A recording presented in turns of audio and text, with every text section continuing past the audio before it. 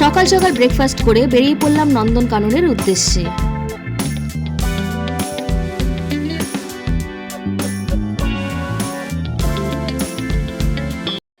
বর মশাই গেছে টিকিট কাটতে, আর আমরা এখানে ওয়েট করছিলাম।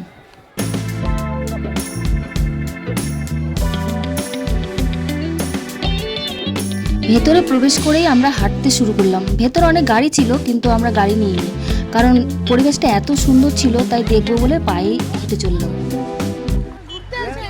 এটা কি গাছ তোমরা কি চেনো? আমি চিনতে পারছি না। গাছে পাতা নেই, কিন্তু কত ফুল দেখো, কি সুন্দর লাগছে, পিঙ্ক কালারের ফুল।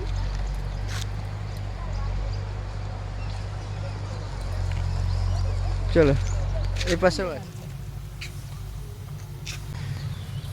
আর এই ফুলগুলো মানে শুকিয়ে সাদা হয়ে গেছে। চলো এই টিকিটে কি হবে?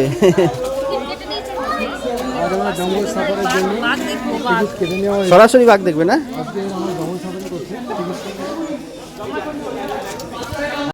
জঙ্গল সাফারির জন্য এখন বাসে প্রবেশ করছি।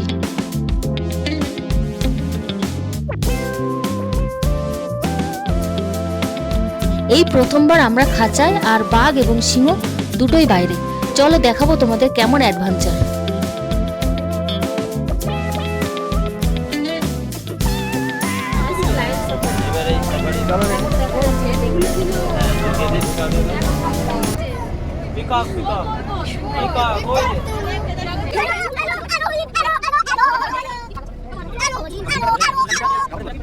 ফার্স্টে দেখা মিলল সিংহ মামার।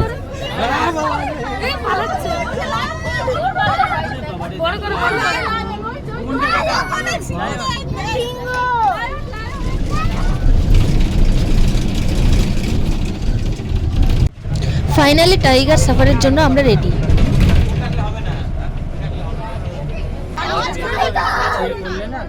আমার কাছে এই প্রথম বাঘ প্রায় 10 ফিট দূরে, আর আমরা খাঁচায়।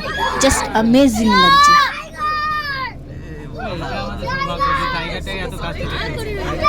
বাঘ বুঝতে পেরেছে যে আমরা ওকে লক্ষ্য করছি, কিন্তু ও কিছুই করতে পারছে না।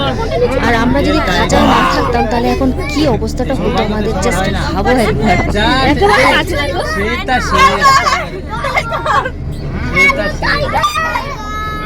হামলা করতে পারে গাড়িটার উপরে। ওরা জানে কিছু হবে না। সাফারি শেষে আমরা খাঁচা থেকে বাইরে নেমে এলাম। কেমন সবাই এনজয় কেমন করলে বলো? সবাই বলো কেমন এনজয় করলে? হ্যালো সবাই বলো। সাফারি শেষে চলে এলাম সমুদ্র স্নানে। রুদ্রকে নিয়ে আসো।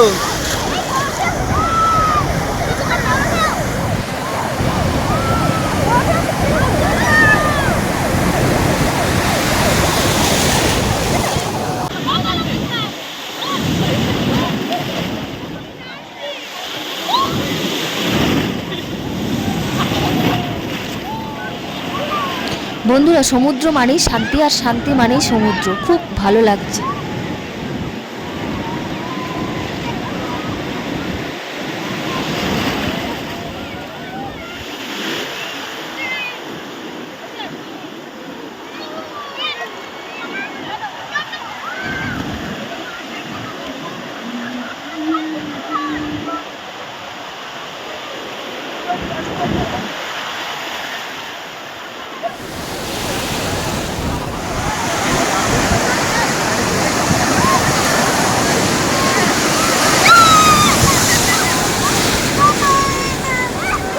ফোন টোন নিয়ে পড়ে যাবো, এদিকে আসো।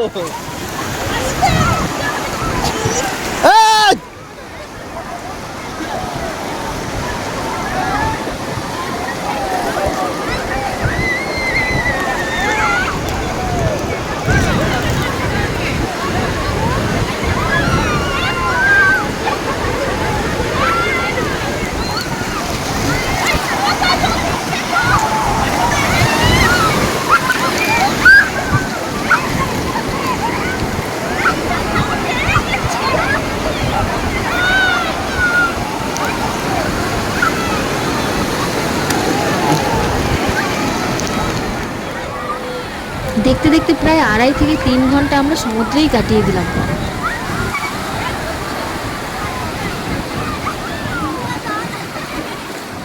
আরে ধরো